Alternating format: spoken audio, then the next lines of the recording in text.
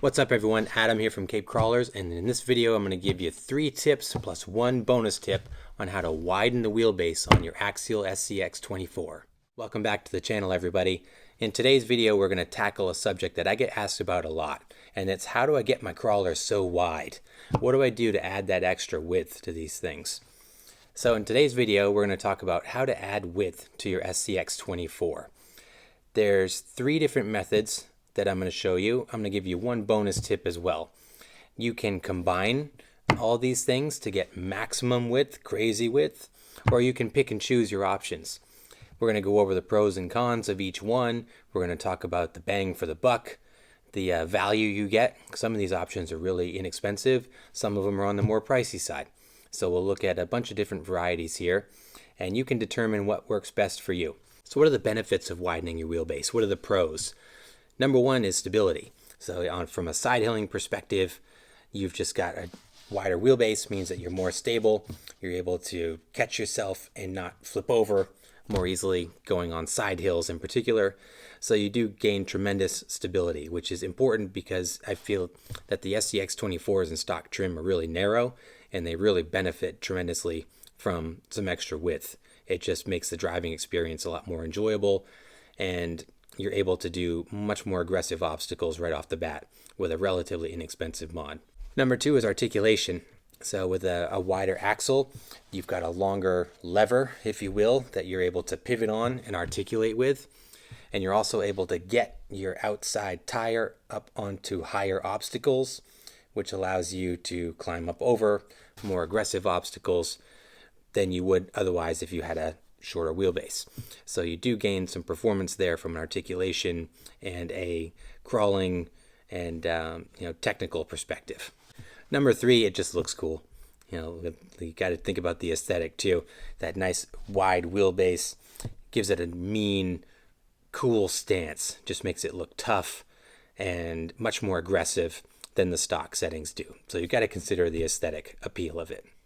What are some of the downsides? It can throw off your handling pretty significantly, especially because if you're stacking width on the outside of your axle, which many of the options out there require you to do, it's going to put a lot of extra stress on your steering. So you will burn out servos much faster. You're adding width, which is going to increase the load on your servo, and you're also almost certainly simultaneously adding a lot of weight. So you're shifting the axle out, and you're also adding a bunch of heavy weight, which is going to put a lot of load on your servo. So if you're going to take any of these options, be prepared to upgrade your servo along with doing so, because it puts a lot of stress on your steering system. Another con would be maneuverability.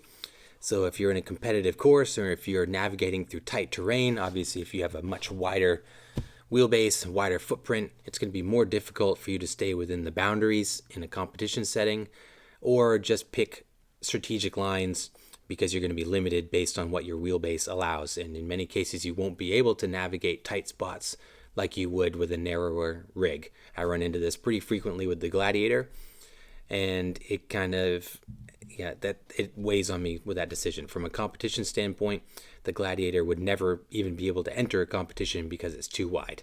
So you've got to consider that as well. What are your goals with your build? What do you do the most? Do you really benefit from adding all this width? So that's something to consider as well. So let's take a look at some of my builds here. So on the right hand side here we have a bone stock deadbolt. And you can see it looks very narrow compared to the other ones.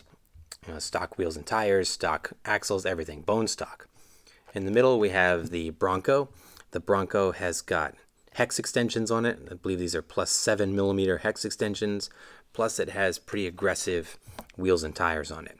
The Gladiator is running the RC all-wheel drive portal axles, plus hex extensions, plus it has wheels that allow me to reverse the hubs for extra width. So you can see varying degrees of width here across these builds, graduating from very modest to moderate to completely extreme in the width category. So now we're going to take a look at how do you achieve these different widths. What are some of the methods that I use to get there? So let's take a look at tip number 1. We'll dive into that now. Right, tip number 1, hex extensions. So hex extensions are one of the most cost-effective, simple ways to add significant width to your crawler and also significant weight as well. So they come in a variety of different options. You can get really heavy, large, round hexes that add significant weight and width, or you can get the small, just extended hexes that mimic the stock look, but just almost look like two of them kind of stuck together. So let's take a look at both examples and I'll kind of explain the differences between the two. Look at the value, bang for the buck, and also the width that they provide. So let's look a little closer. So here are some examples of hex extensions. They're very small, so kind of bear with me here. But there's two different options that I've highlighted here. So you have kind of these big, heavy hex extensions here. These are the Mofo RC, probably my favorite of this type of hex extension. So you can see it's a very large piece of finished brass, and it's basically a wheel weight and a hex extension in one unit. You know, these sit on your axle just like a hex would, but it's a significant wheel weight here, and also has your wheel hex on the outside for your wheel to attach to. If you don't want to add that much weight, you're just looking for width, these are some more traditional hex extensions. These are Endura brass hex extensions, and what this does is it just attaches to your axle just like a regular stock hex would, but as you can see, it's about twice the size, maybe a little more depending on what width that you get, than a stock hex. It mimics the stock hex in appearance and function, just doubles it up, almost triples it up really. Now one of the things that, it's when I first got these, I was like, how the heck do you install these? Well, they come with this little extended wheel nut as well. So instead of your circular nylon nut that you would normally put on with the stock hexes, you get this extended wheel nut that drops inside your hex extensions and tightens onto the axle like that. Now one thing to consider that I've run into when running virtually any type of these different hex extensions is that they don't seem to sit as well on the axle, and you need to tighten them pretty frequently. So if you're going to go this route, I'd suggest some blue Loctite. So these are some really good cost-effective options here. You can get some hex extensions on Amazon for I think around 10 or 15 bucks. These nice brass hex extensions. You can get a pair of these or a set of 4 of these big heavy hexes for around 15 to 25 depending on the brand. And these are going to add significant weight. These are about 17 grams a piece. So that's a big addition of weight plus a big addition of width. So it depends on what you want to do. But this is a great option to start out with if you're looking for an inexpensive way to add significant width to your crawler. Tip number 2, you can purchase extended axles themselves and slide them in place of the stock axles to add additional weight. Let's take a look at some of the options we got with this. So here we have some examples of extended axles. So these are the steel axle shafts that are inside your axle housings. And you can purchase extended axles that slide right into your stock housings and give you width by way of extending these steel axles. So there's a couple different brands. Actually, there's a lot of different brands and a couple different styles, if you will. So what we have on the front here, these are the front axles here. These chromely ones here, these are the new RC all-wheel drive CVD extended axles. So you can see they are significantly wider or significantly longer than the stock axle here. You also get the CVD functionality, which eliminates this dog bone function from the stock axle setup. CVDs are stronger. They also operate more smoothly at extreme steering angles, and overall just a better capability than the dog bone setup. So that's a great option. If you don't want to go with the CVDs, you can certainly just go with the traditional dog bone extended axle. There's plenty of options out there. On the rear axles here, you got this straight steel shaft here. Again, this is an example. This is a Mofo RC extended axle, And again, you can see you just get that extra width on the axle shaft itself. Price point on these, they're a little more than the Hex Extensions. A good set of nice axle extensions like this, I think, are going to run about $25. I think that's what, for example, the RC all-wheel drive, and that's for a set of 4. That's the front CVDs and the back extended axles. The Mofo RC, you get the extended axles and you get those heavy hexes for $25. So there is multiple combinations of these, and you can combine the heavy hexes with the extended axles in many cases for a price point of around $20 to $30, which again is great value for the performance that these things offer. This is probably my go-to choice when I start widening out my crawlers, is to look at the axles themselves, because then it kind of gives you the option to build upon this. Once you put these axles in, you can put wheel weights, hex extensions, and things on the outside of these axles and kind of build upon this first modification. So this is another great option. Let's dive into number 3. Tip number 3. You can now buy entire axle assemblies, the housing, everything, the whole assembled units that add significant width to your crawler. There's a number of companies out there that are offering this upgrade, and it's a great option for a higher performance rig, or if you're just looking to cap off your build, or if you just want to go the high-end route and add some great width to your crawler without having to bolt on other pieces, and you just want a complete clean assembly. So now there's Endura is making these widened axles. Little Guy Racing Parts makes the Super 8s. There's also a number of portal axles, including the RC all-wheel drive, which I run personally on the Gladiator. But any one of these options is going to be complete assemblies that offer significant width. Now this is going to be the most pricey of the options. You're going to be anywhere from $70 to $110, give or take, depending on how your axles are outfitted. But it is going to bring with it significant performance gains, also significant weight gains in many instances. These are typically metal housings, and they just add strength, durability, and just performance gains across the board. Rather than just bolting pieces onto the stock axles, buying a complete assembly that's built for this particular width is a great way to go for a more hardcore rig, or if you just don't want to mess with bolting parts on and you're looking to buy a nice, clean, complete assembly. So let's take a look at some examples, and I'll show you what we've got for a wide axle setup here compared to a stock one. So here's a comparison of the RC all-wheel drive portal axles. This is what I run on the Gladiator. As you can see, compared to a stock axle housing, these are both front units here, the portal axle set is significantly wider. So if we were to line these up kind of stub to stub, you would see there's a significant gain in width from these portal axles. Now this is just one example. I mentioned the Super 8s from Little Guy Racing Parts and also the Enduras. Both of those are going to add significant width as well and be complete assemblies. The Enduras come with overdrive gears in the front, which is pretty cool. Overdrive gears, if you've seen some of my shorts or some of my Instagram content, spins faster in the front so that you get improved climbing ability. That's a really cool feature for these 124s. The Super 8 axles are really cool. I wish I'd gotten some of these to show you guys, and I will do some more features on these. But the Little Guy Racing Parts have really taken technology a step further with the Super 8s. The Super 8s go as far as to reset your shock position and reset your scrub radius.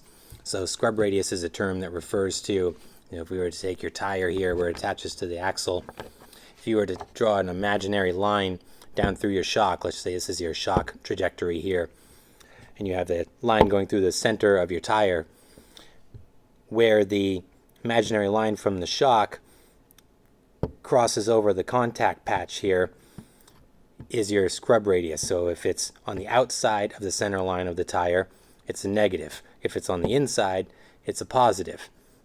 Now scrub radius has more impact on a higher speed vehicle as far as handling and braking goes, but on our little crawlers, it does translate into improved handling and also longevity for your steering components. So if you reset the scrub radius back to factory settings, your steering components and your parts and pieces are just going to last longer because it's going to be closer to those optimal factory settings. So that's something cool that the guys at Little Guy Racing Parts have done there. These portal axles, for example, and portal axles for the 124s in general, have to pack a lot of technology and mechanics into these little axles, which is why you get significant width on these as well. And you can tell from these axles here, this big portal box here is what's giving you a lot of width here. Just to fit this into a logical and functional package, you're going to have a much wider track. So that's why you get significant width with these axles here, because you get the big portal boxes on the outside and your stub on the outside here. So with most portal setups, you're going to get significant width just because they basically have to be wider to work mechanically. So width is a benefit, but you also get the advantage of the higher ground clearance with the portal axles. So these are a cool upgrade as well. But any of these upgrades, you are going to pay for the cost of performance that you get. So like I said, the portal axles are about $107. I think a fully outfitted set of the Super 8s are around $100 without adding any brass or anything like that to it. The Enduras are the closest thing to the conventional axles. The Endura widened axles are metal housings, but they're a conventional design with no portals or no resetting of the scrub radius or anything like that. They're basically just widened housings with widened internal axles. But with that, you do, like I said, they do include the overdrive gears. It's a complete kit, and the widened axles on the inside with metal housings. So that is a great upgrade for a great price point of around $70. So something to keep in mind as well. So those are my 3 tips for width on the SCX24, but I'm going to give you one more bonus tip, and that is what you choose for wheel. And what you choose can have a pretty significant effect on your width. So let's take a look at some options for adding width with your wheel choice. All right, let's take a look at the Gladiator here. So the super wide Gladiator.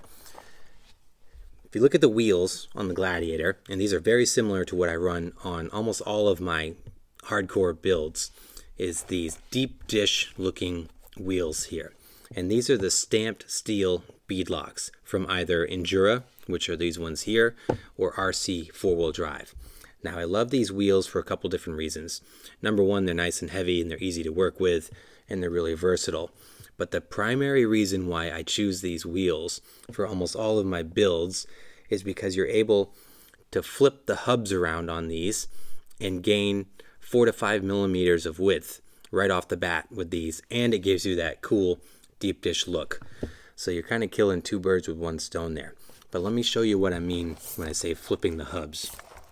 So if we look at one of these wheels, typically, and this is your hub right here, this black circle, these are 4-piece wheels. So when you get these, you have this piece here, this piece that goes on the wheel, you have your hub, you've got this deep dish part here, and then you have the ring on the inside.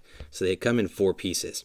When you assemble these, typically you would put the hub on the inside here, and then they would fit on the wheel like that, and you would have less of a dish here on the outside. But what you can do is you can take that hub and you can mount it on what would traditionally be the outside, and you can put that on the inside, which gives you significant width right there. I mean, you can just see how much you gain there if that hub was stuck in the center here versus where it is on this setup.